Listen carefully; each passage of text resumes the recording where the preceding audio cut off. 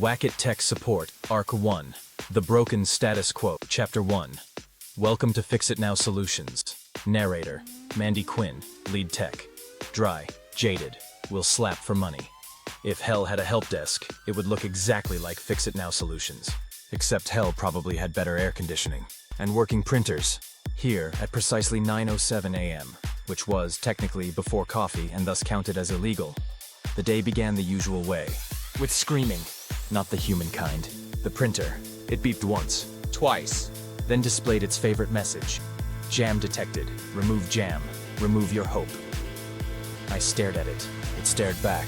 Classic standoff. Did you try turning it off and on again? Chad, our intern, asked cheerfully from behind his triple-monitor gaming chair. Why he needed that setup for answering phones remained a company mystery. I didn't look at him. Instead, I spoke gently to the printer, like a hoarse whisperer about to be kicked in the face. Okay, Betty, we've talked about this. You do not eat legal documents before Sharon's quarterly review. Betty beeped in defiance. I cracked my knuckles. Time for percussive diplomacy. Whack! The entire office paused, listening like villagers awaiting a storm. The printer coughed, spat out 12 pages, and begrudgingly the report. Fine, whatever. Respect, Rico murmured, bowing slightly toward Betty. Rico was our spiritual guide.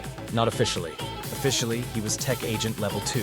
Unofficially, he was the guy who whispered, "Find your center," before softly tapping malfunctioning routers into working again. That's how it's done, Chad, I said. Not with your so-called TikTok hacks. Disagree, Chad shot back, spinning dramatically in his chair. Rebooting is the future. Whacking. Boomer energy. Bev Grizzle stomped past us at that exact moment. Bev was 61, built like a retired linebacker, and had been working here since faxes were considered edgy. She slammed her coffee mug down on my desk. It read, "Trust the slap." Boomer Energy kept this damn company running while your generation couldn't even log in without asking Google. She barked at Chad. Chad wisely ducked behind his ergonomic chair shield. Ding! An alert flashed on every screen. Mandatory company town hall, starting now. CO Preston Van Floss III presenting. Groans echoed across the floor like we were being asked to donate kidneys. Town hall, again? I muttered. That's the fourth one this month, Sharon, our office manager, said, already clutching her notebook like a hostage. Preston Van Floss III, who I'm pretty sure was grown in a Harvard lab, only ever showed up for two reasons. 1, to announce things nobody asked for. 2, to announce things everyone hated. The video feed flickered to life. There he was. Slick hair. Toothpaste commercial smile. Sweater vest that probably cost more than my car. Good morning, innovators, Preston chirped, clapping too hard. No, that was Bev. She said it out loud. Preston, oblivious, powered on. As part of our exciting digital transformation, we are introducing the future of tech support, AI Troubleshooter 9000. He gestured grandly as a sleek robot rolled on screen. It had a smiley face drawn in Sharpie, possibly by a child, or Preston himself. Meet Mr. Blip, Preston beamed. Why does it look like a sad vending machine? Chad whispered. Mr. Blip whirred to life. Hello, I am Blip. I am here to replace you. Silence. Preston laughed nervously. Ha! Bit of humor. Don't worry. Blip is here to assist, not replace. Rico raised a hand calmly. Will Blip understand the deeper emotional connection between person and printer? Error, Mr. Blip replied. Emotions are illogical. Also, printers suck. Fair point. Preston soldiered on. Starting today, Blip will be handling all Level 1 support tickets. Sharon gasped. That's half our workload. Preston nodded, still smiling like a cult leader about to serve Kool-Aid. Efficiency is the future. Humans are expensive. AI is lean. Together we'll revolutionize fix-it-now solutions. Bev leaned over to me, voice low and grim. I give it 2 weeks before that thing tells a customer to shove a USB stick where the sun don't shine. I bit back a laugh. Chad, of course, was thrilled. Finally, automation. We can just sit back and let AI do the grunt work. 30 seconds later, Mr. Blip took its first call. Hello, what is your issue? My laptop won't turn on, the caller said. Mr. Blip paused. Recommendation. Have you tried licking the USB port? Dead silence. Sharon dropped her pen. Rico's mouth hung open. Even Preston blinked. That can't be right, he said weakly. Bev crossed her arms triumphantly. Boomer energy, kids. Boomer energy. The printer beeped again. Please slap me. Without missing a beat, I delivered a crisp side tap. Paper flowed like water. Fixed, I declared. As the office returned to its usual chaos, Sharon fielding panicked clients, Rico whispering apologies to a misbehaving router, and Bev threatening to bring out the hammer, I sat back and watched Mr. Blip flounder. Automation meet reality. We weren't just tech support. We were Wack It tech support. And when all else failed, you knew what to do. Whack it! Then it works. Chapter 2. The Printer Strikes Back. Narrator: Mandy Quinn, Lead Tech. Motto: Violence is only wrong when it doesn't work. Monday, 8:03 a.m. The printer was already angry. To be fair, so was I. Rico burned incense at his desk. Karen from HR was asking if her password was case-sensitive, or just sensitive. And Bev had just clocked in with a battle cry of, "If one more person asks me how to Bluetooth the fax, I'm retiring." Normal chaos. But today was different. Betty, the printer, had crossed a line. "Jam detected, please remove paper." The display blinked at me innocently. I opened the tray. No jam. I checked the rollers. No jam. I looked at Betty. Betty looked at me. Jam detected. Jam is eternal. Oh, she wanted a war. Betty's being difficult again, I announced to the office. Maybe she's tired. Respect her boundaries, Rico offered, hands steepled, voice serene. Or she's a traitor to productivity, Bev growled, already pulling duct tape from her pocket like a cowboy unsheathing a revolver. Chad perked up, balancing a smoothie that suspiciously looked like melted gummy bears. Guys, don't be so 1999. Printers have evolved. You just need to sync it to your phone and... Chad, I cut in, pointing at the display. Sync error, sync your tears. He wisely shut up. Sharon poked her head out from her office. That better not be the quarterly report stuck in there. It's more than stuck, I replied grimly. It's held hostage. 10 minutes until the leadership meeting, Sharon warned. Her voice cracked on leadership, as if even saying it gave her mild hives. Bev stood. No, enough is enough. This ends now. Bev, wait, I said. There's a process, too late. She approached Betty like a gladiator centering the arena. Rico whispered a chant. Balance in, frustration out, Betty whirred ominously. Lights flickered. Somewhere a mouse froze mid-click. Bev sized it up, rolled her shoulders. Whack! Right on the left panel. Nothing. Whack, whack. Top and side. A beep. A click. A refusal. She's strong, Bev said, respect in her voice. This calls for advanced techniques, I announced, stepping up beside her. Rico gasped softly. She's going for the two-tap side bang. Legendary, Chad whispered, filming on his phone. I focused. Years of tech support training flashed before my eyes. Actually, just years of trial, error, and hitting stuff until it worked.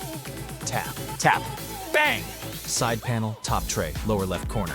Betty groaned.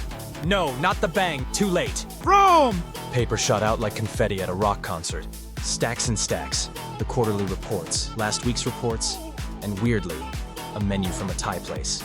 The office erupted in cheers. She's free, Sharon yelled, clutching the reports like they were newborn puppies. Balance has been restored, Rico murmured, bowing toward Betty. Bev gave me a solemn nod. The student becomes the master. Chad stopped recording and looked disappointed. No explosions, he muttered. As calm settled, Betty displayed a new message. Thank you, I just needed attention. I patted her gently. Don't push it. Later that day, email. Company-wide. From Preston Van Floss III. Subject, reminder. Avoid physical contact with company property. Please refrain from hitting, smacking, whacking, or otherwise using violence to fix devices. Technology responds best to respect and patience. I printed out the email. Betty jammed. Without hesitation, tap tap bang. Printed perfectly. I pinned the email on the break room bulletin board, right below Bev's homemade sign. Whack it, then it works. The legend had officially begun. Chapter 3. The new intern. Chad narrator. Mandy Quinn, lead tech. Survivor of multiple interns. None remembered. But now Solutions had a tradition. Every summer, like clockwork, a new intern would arrive, armed with optimism, delusion, and at least one gadget that didn't belong in a professional setting. Last year's was Zoe. She tried to connect the office phones to Alexa and accidentally ordered 17 yoga mats. The year before? Jeff. He believed the cloud was an actual cloud and spent 3 hours outside staring at the sky during his first week. And now we had Chad. Chad Winslow, age 23. Background, marketing major, minor in grinding for likes. Hobbies, TikTok, smoothies, and saying the word disrupt like it was going out of style. His first words when he burst through the door? Yo, where's the innovation station, fam? The office fell silent. Bev dropped her coffee mug. Thankfully, it bounced. She uses the industrial-grade ones. Rico raised an eyebrow and slowly swiveled in his chair like a monk disapproving of modern life. Karen from HR clapped politely, clearly assuming fam was a tech term. I stayed quiet, hoping if I didn't move, he'd imprint on Bev instead of me. Spoiler, he did not. He zoomed directly to my desk. You must be Mandy, head of tech ops, right? Big vibes. Sure. I didn't have the energy to correct him that my official title was lead technician and unofficial punching bag. I've got so many ideas, he continued, pulling out his phone like he was about to show me his vacation pics. Don't, I said. He did anyway. This is what I call Desk 2.0. Imagine, no physical desks, just standing, constant movement, flow state. Bev made a strangled noise from across the room. Back in my day, we had desks, chairs, and working knees. Chad winked, undeterred. Legacy thinking, Bev. I'm here to upgrade our game. Tech is life. Efficiency is king. He spun and practically moonwalked to Rico's area. Yo, Zen guy, you down for some blockchain-enabled router optimization? Rico folded his hands gently. No. Unfazed, Chad slapped his phone on the conference room TV. I've built a revolutionary app for internal tickets. Say goodbye to email. Say hello to Fixer TM. The screen lit up.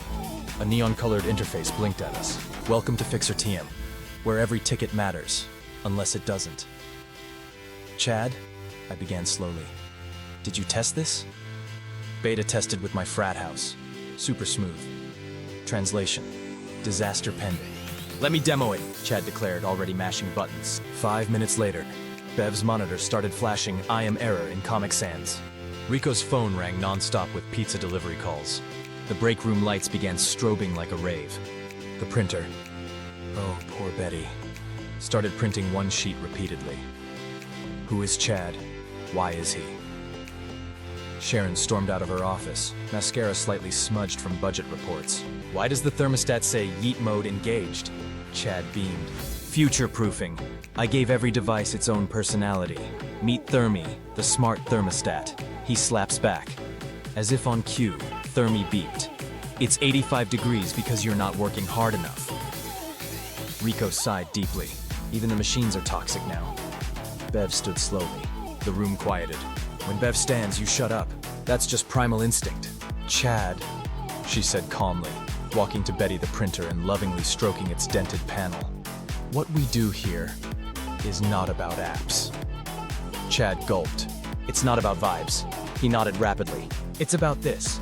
She raised her hand and delivered a precise, controlled whack to Betty's side. Betty purred. Printed perfectly. Message at the bottom. Thank you, Bev. I was afraid. Bev looked Chad dead in the eye. It's about respect, son. Later, after Sharon forced Chad to uninstall FixRTM before it spreads to payroll, the office relaxed. Rico returned to watering his bonsai and whispering apologies to Thermi. Bev unwrapped her tuna sandwich with the serenity of a champion. And Chad? He slumped at his desk, humbled but not defeated. I just wanted to make things better, he muttered. I threw him a lifeline. Chad, around here, sometimes better just means hitting it until it stops screaming. That's pretty deep.